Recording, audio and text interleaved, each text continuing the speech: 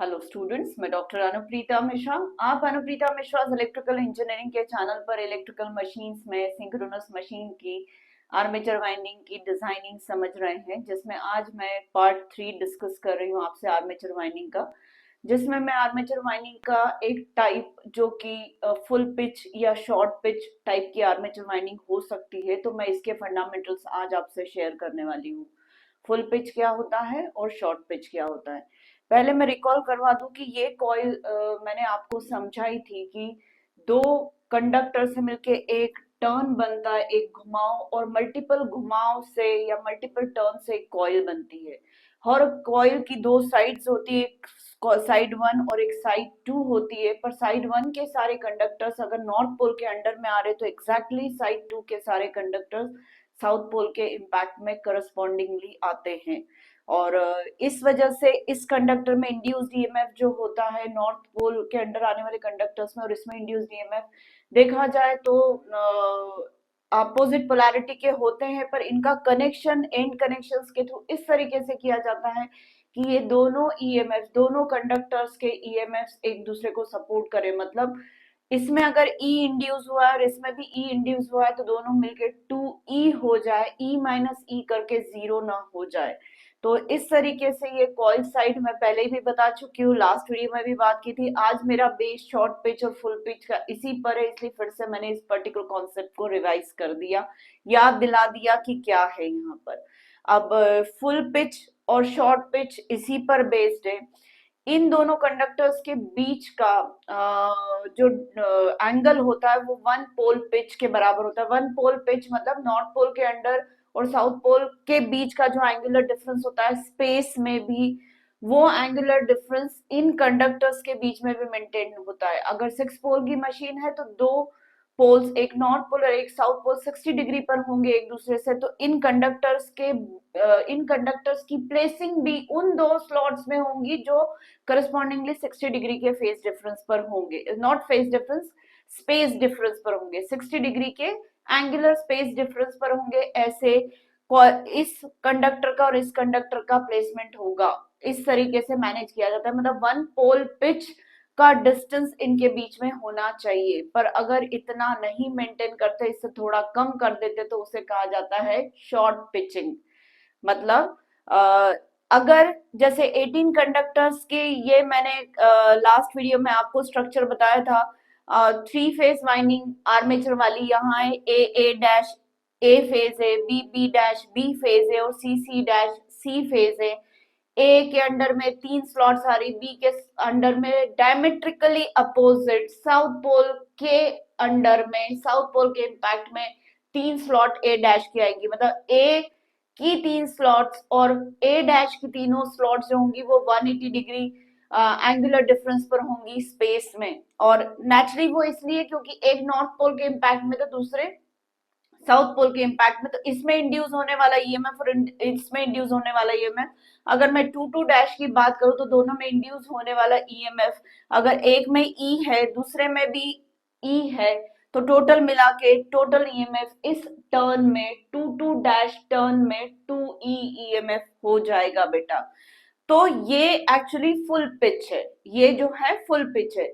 तो full pitch के characteristics क्या है? When the two coil sides forming a complete coil, दो कॉइल साइड्स जो है और मिलके पूरा कंप्लीट कॉइल बना रहे किसी भी वाइंडिंग का, or 180 degree electrical degrees apart. अब यहाँ पर मैं दो पोल की मशीन है तो इलेक्ट्रिकल डिग्रीज और मैकेनिकल डिग्रीज सेम होंगे यहाँ पे। तो 2 और 2 डैश में इंड्यूस होने वाले ईएमएफ का जो फेज डिफरेंस होगा इलेक्ट्रिकल 180 डिग्री होगा, पर इनका कनेक्शन इस तरीके से करेंगे कि वो दोनों एक दूसरे को सपोर्ट करे, एड ऑन हो जाए। इसलिए फर्स्ट 2 में जो ईएमएफ इंड्यूस हो रहा है E1 और सेकेंड में जो E2 इंड्यूस हो रहा है, दोनों की लेंथ E के बराबर है, पर दोनों एक दूसरे को सपोर्ट करके 2E कर दे रहे हैं। तो ये फुल पिच वाला हो गया। मतलब दोनों में induced EMF 180 degree apart from each other है। इनका कनेक्शन ऐसे है कि दोनों एडिटिव हो जा रहे हैं, ऐड करवा दे रहे, सपोर्टिव है। One coil side is under north pole, एक कॉइल साइड नॉर्थ पोल के अंडर में, and other coil side is under south pole. The induced EMF differs by 180 degree, जैसा अभी मैंने बताया in phase, but coil is connected in such a way that EMFs add giving resultant EMF equal to 2. इन दोनों coil sides का मतलब 2 और 2 dash जो है, एक 2 यहाँ एग्जिस्ट कर रहा है और 2 डैश यहाँ एग्जिस्ट कर रहा है, तो 2 और 2 डैश का कनेक्शन ऐसा होगा कि दोनों एक दूसरे को सपोर्ट करके टोटल EMF 2E दे रहे हैं। और ये कैरेक्टरिस्टिक्स है फुल पिच का, जिसमें दोनों एक कॉइल की दोनों साइड्स के बीच का डिफरेंस, एंगुलर डिफरेंस ठीक उतना ही होता है जितना कि एक नॉर्थ पोल और साउथ पोल के बीच का एंगुलर डिफरेंस होता है। अब शॉर्ट पिच में क्या हो रहा है बेटा, ये वाला फिगर मैंने शॉर्ट पिच से रिलेटेड बनाया है। डायमेट्रिकली अपोजिट इन 3 स्लॉट्स के अपोजिट 3 स्लॉट्स होती तो ये वाली होती बेटा, ये 3 स्लॉट्स होती तो 3 के अगेंस्ट 3 डैश को यहाँ रखना पड़ता, 2 के अगेंस्ट 2 डैश को यहाँ रखना पड़ता, 1 के अगेंस्ट 1 डैश को यहाँ रखना पड़ता। पर ऐसा ना करके मैंने 180 डिग्री से थोड़ा कम एंगुलर डिफरेंस रखा इन पर्टिकुलर कॉइल साइड्स के कंडक्टर्स के बीच में। ये अगर 0 डिग्री पर है फर्स्ट कंडक्टर 1 वाला, तो ये वाला कंडक्टर हो जाएगा 180 डिग्री माइनस 20 है 160 डिग्री पर। ये वाला कंडक्टर जो है वो जिस भी एंगल पर है एग्जैक्टली ये वाला कंडक्टर 180 डिग्री माइनस 20 है 160 डिग्री पर होगा इसके रिस्पेक्ट में। मतलब 2 डैश के बीच का एंगल भी 160 डिग्री होगा, 1 डैश के बीच का एंगल भी 160 डिग्री होगा, 3 डैश के बीच का एंगल भी 160 डिग्री होगा। मैं क्यों 20 डिग्री से सब्ट्रैक्ट कर दी हूँ 180 डिग्री को, क्योंकि यहाँ पे मैंने 18 स्लॉट्स ली तो अप्रोक्सीमेटली यहाँ पर भी 18 स्लॉट्स ली और 2 स्लॉट के बीच में एंगल डिफरेंस कितना आ रहा है 20 डिग्री का आ रहा है। 360 डिवाइडेड बाय 18 करेंगे तो 20 डिग्री आए। तो मैंने यहाँ पे एग्जैक्टली 180 डिग्री का एंगुलर डिफरेंस नहीं रखा है 1 और 1 डैश में या 2 और 2 डैश में और 3 और 3 डैश में। मैंने 1 और 1 डैश में 160 डिग्री का एंगल रखा, 20 डिग्री से शॉर्ट पिचिंग कर दी। मतलब फुल पिच ना यूज करके मैं शॉर्ट पिच यूज कर रही हूँ, कुछ एंगल कम कर दे रही हूँ, इसे कहा जाता है शॉर्ट पिचिंग। और इसकी वजह से होता क्या है बेटा कि दोनों इसमें 1 में इंड्यूस्ड ईएमएफ और 1 डैश में इंड्यूस्ड ईएमएफ के बीच का एंगल डिफरेंस जो होगा वो शॉर्ट पिचिंग वाला एंगल होगा, जिसको मैं अल्फा बोल रही हूँ। ये 20 डिग्री है जैसा अभी मैंने बताया। तो अगर 1 में ये वाला जनरेट हो रहा है तो 1 डैश में ये वाला जनरेट होगा, दोनों के बीच का फेज डिफरेंस जो होगा वो सेम ना होके 20 डिग्री का फेज डिफरेंस हो जाएगा बेटा। और इनका रिजल्टेंट जो होगा वो लॉ ऑफ पैरेललोग्राम से दोनों फेजर्स का रिजल्टेंट निकालो तो वो लेस देन 2E होगा रिजल्टेंट। मतलब यहाँ पे शॉर्ट पिचिंग में हमें रिजल्टेंट ईएमएफ 2E न मिलके उससे छोटा मिल रहा है, पर इसके फायदे बहुत सारे बेटा।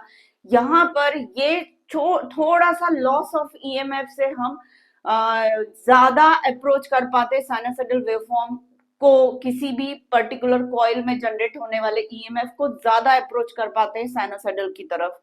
तो यही है कि यहाँ पर इंड्यूस्ड ईएमएफ ईच कॉइल में जो होता है वो सेम फेज में नहीं होता है। जैसे यहाँ पे सेम फेज में आए तो सेम फेज में नहीं होता है, शॉर्ट पिचिंग वाले एंगल के डिफरेंस पर ये दोनों ईएमएफ इंड्यूस होते हैं, 1 और 1 डैश में कहो 2 और 2 डैश में कहो जो भी है, तो सेम फेज में नहीं होता। तो रिजल्टेंट जो मिलता है वो आपको कम मिलता है 2E से।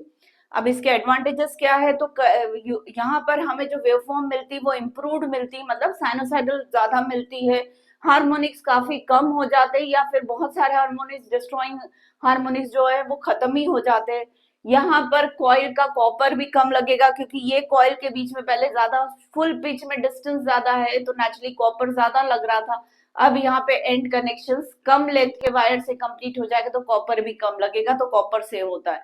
इंडक्टेंस भी बेटा, लेंथ ऑफ कॉइल छोटी हो जाती है इससे इंडक्टेंस भी कम हो जाता है और म्यूचुअल इंडक्टेंस भी कम हो जाता है। अब फ्रैक्शनल्स, अब यहाँ पर प्रॉब्लम जो आती है वो एग्जैक्टली 18 स्लॉट्स में ये मैनेज नहीं हो पाएगा बेटा। हो सकता है ये 19 स्लॉट्स में या 20 स्लॉट्स में मैनेज हो पाए, तो एक स्लॉट में 2 फेजेस की के वायर भी, वाइंडिंग को भी, कॉइल साइड्स को भी रखना पड़ सकता है, तो उसको फ्रैक्शनल स्लॉट बोलते हैं। वो आगे जाके अपन और बात करेंगे, पर इसकी डिजाइनिंग स्पेशल होती है और पर्पस सिर्फ ये है कि हार्मोनिक्स हम रिड्यूस कर पाए।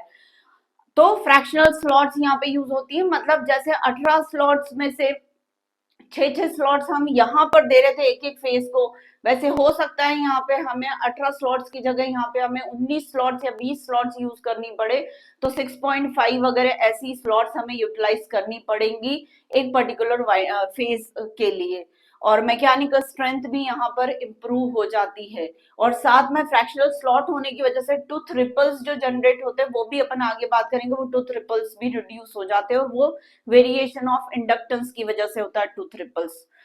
तो बेटा यही सारी चीजें जो मैं बताना चाह रही थी फुल पिच और शॉर्ट पिच में। बेसिक डिफरेंस फुल पिच और शॉर्ट पिच में ये है कि फुल पिच में कॉइल साइड के मतलब एक कॉइल साइड और दूसरी कॉइल साइड के बीच का जो एंगुलर डिफरेंस होता है मैकेनिकली वो होता है वन दो पोल्स के बीच के डिफरेंस के बराबर, एंगुलर डिफरेंस के बराबर, या इसमें इंड्यूस्ड ईएमएफ जो होते हैं वो 180 degree apart from each other, और उनका कनेक्शन तो नेचुरली ऐसे ही करते हैं कि दोनों एक दूसरे को सपोर्ट करें तो टोटल सम ईएमएफ का 2E हो जाता है। पर शॉर्ट पिचिंग में क्या होता है एग्जैक्टली नॉर्थ पोल के अंडर आने वाले कंडक्टर को एग्जैक्टली नॉर्थ पोल के अंडर में अगर मैं रख रही हूँ तो साउथ पोल में करस्पॉन्डिंगली उतने ही एंगल डिफरेंस पर, जितना नॉर्थ पोल और साउथ पोल के बीच का एंगल डिफरेंस है उतने ही एंगल डिफरेंस पर हम दो कॉइल साइड्स को ना रखकर कम एंगल डिफरेंस पर अगर हम ये कहे कि दो पोल्स नॉर्थ पोल और साउथ पोल 60 डिग्री पर है तो शॉर्ट पिचिंग में हम इस कॉइल साइड और इस कॉइल साइड के बीच का एंगल डिफरेंस 60 डिग्री ना रखते, हो सकता है 55 डिग्री पर ही हम मैनेज करें, मतलब एक स्लॉट पहले हम कंडक्टर को रख दें। तो इस तरीके से यहाँ पर induced EMF in coil sides के कंडक्टर्स में इंड्यूस्ड ईएमएफ जो होते हैं उनके बीच का phase difference short pitch angle के बराबर हो जाता है, और रिजल्टेंट जो आता है दोनों ईएमएफ्स का उसका फेजर सम ले तो वो सम एग्जैक्टली 2E से छोटा ही मिलेगा, एग्जैक्टली 2E के बराबर नहीं मिल पाता है। पर इसके फायदे ये है कि यहाँ पर हार्मोनिक्स रिड्यूस हो जाता है। मेन पर्पस हमारा हार्मोनिक रिड्यूस करना ही है, पावर क्वालिटी जो हम जनरेट करवा रहे पावर उसकी क्वालिटी को इम्प्रूव करवाना ही है। पर साथ साथ जो एडवांटेजेस हमें मिल रहे हैं, कॉपर रिड्यूस हो रहा है, इंडक्टेंस कम हो जा रहा है, फ्रैक्शनल स्लॉट्स यूटिलाइज हो रहे तो टूथ रिपल भी मैनेज हो जा रहा है, मैकेनिकल स्ट्रेंथ इंप्रूव हो रही है, ये सात के एडवांटेजेस है। इन एडवांटेजेस को अचीव करने के लिए हमने शॉर्ट पिचिंग नहीं की, हमने शॉर्ट पिचिंग इसलिए की क्योंकि हार्मोनिक्स रिड्यूस हो जाए। तो प्लीज आप मेरे आज की वीडियो को लाइक करिए। मेरा एक्सप्लेनेशन बहुत लंबा जाता है बेटा, पर बार बार सेम सेंटेंस को मैं इसलिए बोलती हूँ ताकि आपके दिमाग में वो चीजें बैठ जाए।